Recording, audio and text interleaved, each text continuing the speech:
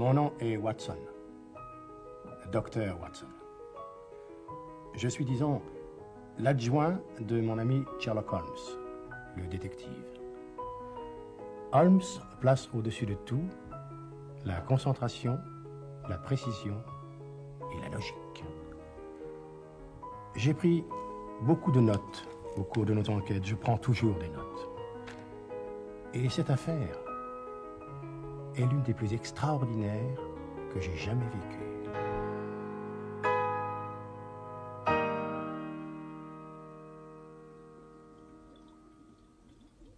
Pardonnez-moi, mademoiselle Smith, mais avant votre venue, j'étais en train de résoudre un petit problème. Et j'ai horreur de traiter deux affaires à la fois. Mais j'attendrai, monsieur Holmes.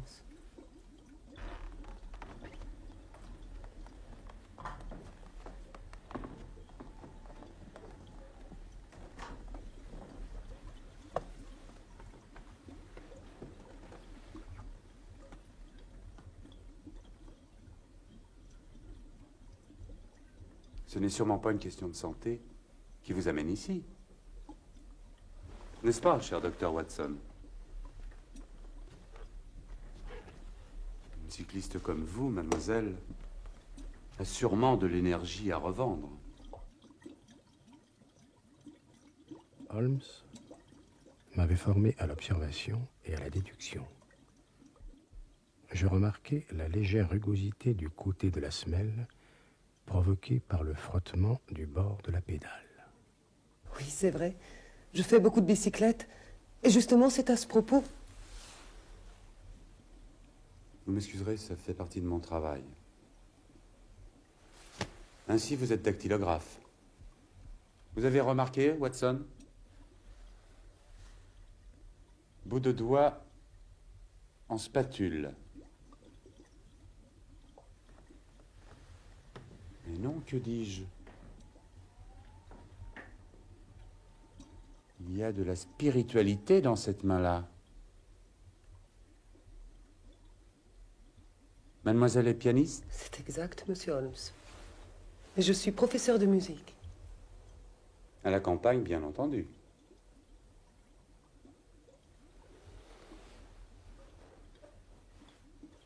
Teint frais, rose et doré à la fois, avec un brin d'incarnat peut-être. Racontez-nous ce qui vous est arrivé dans votre belle campagne. Eh bien voilà. Un notaire a fait paraître une annonce dans un journal. Nous recherchait ma mère et moi parce qu'un oncle éloigné et récemment décédé souhaitait par testament que 2 de ses amis s'occupent de nous. Nous n'avons pas de famille, vous comprenez? Comme je suis professeur de musique, l'un des 2 amis de mon oncle, M. Carousers, m'a employé tout de suite à temps complet. Il y a double tarif. Il est veuf et il vit à la campagne avec sa fille, ma jeune élève.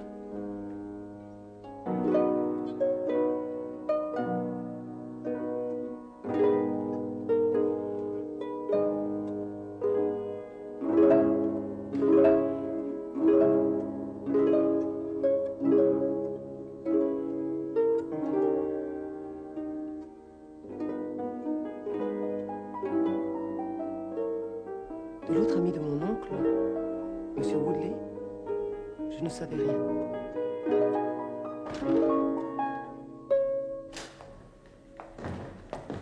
Mademoiselle Smith, je suis un homme riche, très riche, un homme fortuné, envié. Si vous m'épousez, vous aurez les plus beaux diamants du monde. Je suis déjà fiancée, M. Woodley. Ça ne m'intéresse pas.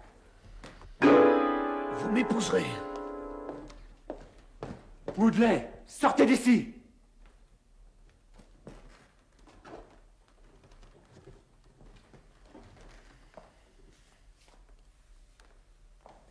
Merci, M. Carousers. Je vous promets que cet homme ne remettra plus jamais les pieds chez moi. Vous pouvez reprendre la leçon de musique, mademoiselle Smith. Et maintenant, Monsieur Holmes, J'en viens à l'objet exact de ma visite. La bicyclette? Chaque samedi, je me rends à bicyclette de Woodfield à la gare. Je prends le train pour Londres. J'y passe le week-end avec ma mère et mon fiancé. La route qui conduit à la gare est charmante mais déserte. On n'y rencontre jamais qui que ce soit. Monsieur Carousers m'a promis qu'il mettrait un cabriolet à ma disposition. Mais il ne l'a pas encore fait. Or, 5 fois consécutives, j'ai remarqué qu'on me suivait. Et c'était toujours la même personne.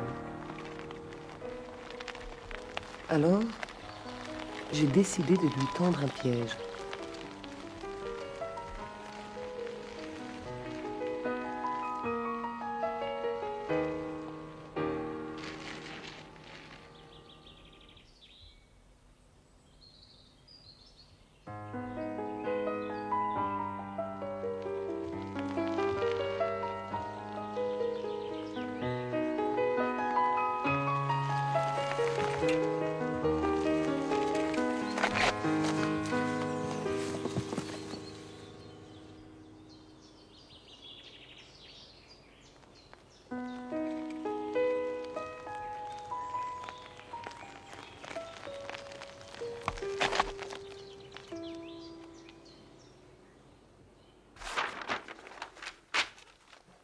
L'homme s'est réfugié quelque part.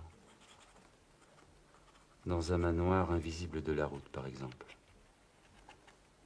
Dans un manoir caché par les arbres. Il y en a un juste à cet endroit. Curieusement. Intéressant.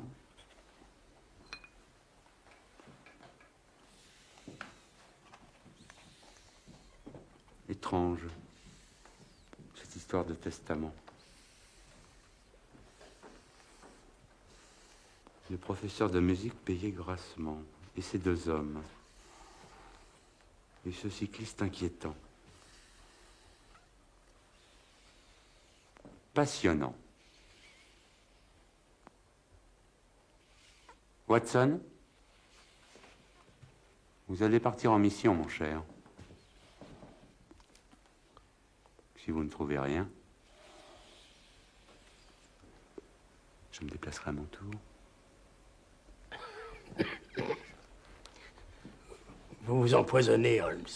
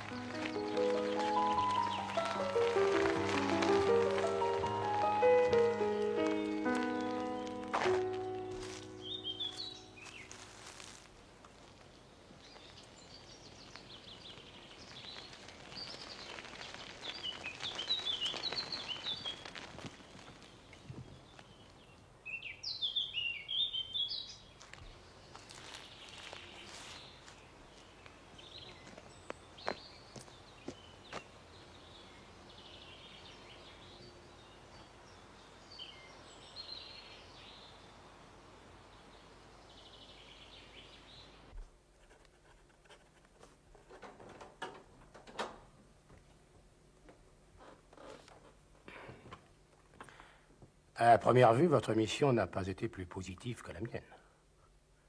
Erreur, Watson. Vos déductions sont trop rapides. C'est votre défaut.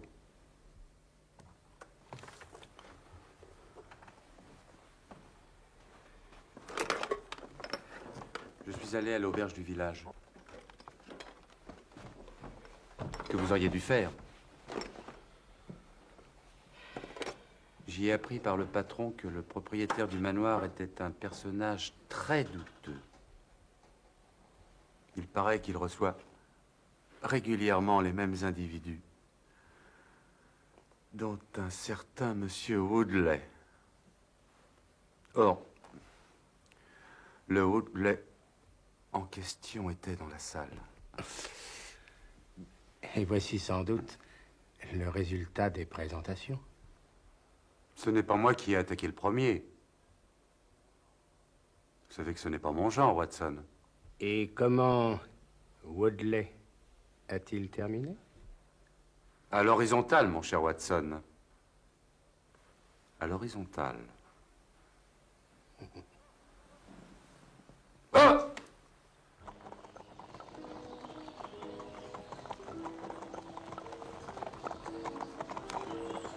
Étrange. Inquiétant.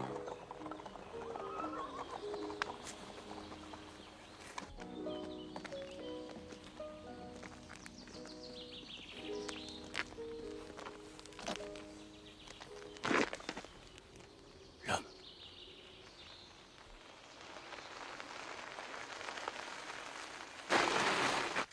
Arrêtez-vous! Arrêtez-vous! Vous êtes l'homme que nous recherchons. Où est mademoiselle Smith? Mais c'est justement ce que je vous demande, moi. Vous avez croisé un cabriolet, peut-être? Elle était dedans, non? Effectivement, nous avons vu un cabriolet. Mais il n'y avait personne à l'intérieur. Monsieur, ils l'ont enlevé.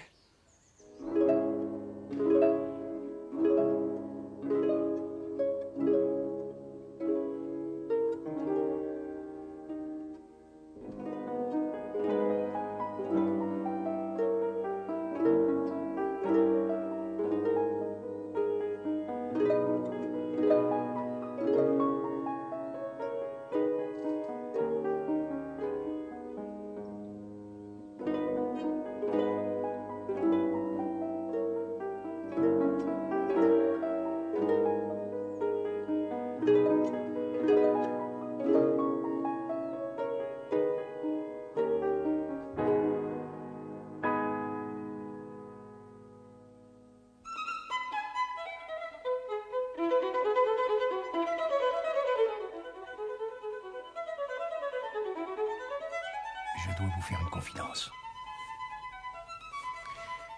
Conan Doyle est né en Angleterre en 1859. Ces précisions ont leur importance pour la suite de l'histoire.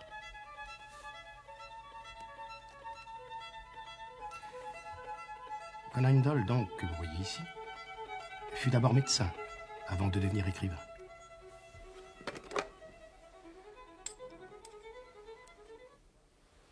On comprend mieux pourquoi il a fait de moi, Watson, un médecin. Mais regardez attentivement cet homme. C'est le docteur Joseph Bell, professeur de Conan Doyle à l'université. C'est lui qui a inspiré le personnage de Sherlock Holmes. Conan Doyle a écrit les premières aventures de Sherlock Holmes en 1887. Ses enquêtes ont lieu en Angleterre, sous le règne de la reine Victoria. On y apprend beaucoup de choses.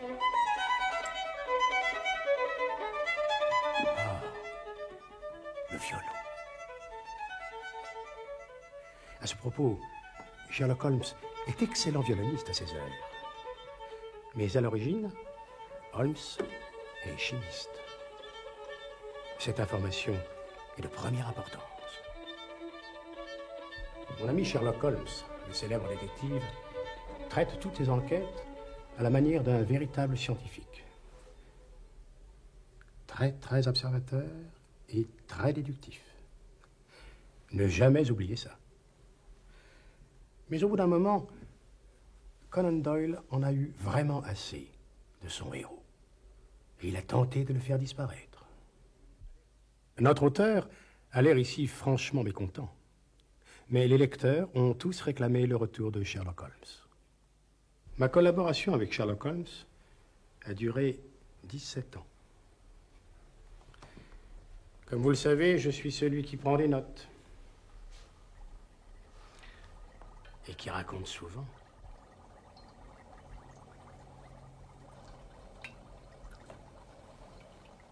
J'avoue que je ne suis pas toujours bien le cheminement de la pensée de mon ami Holmes, ni le sens de ses expériences. Élémentaire, mon cher Watson.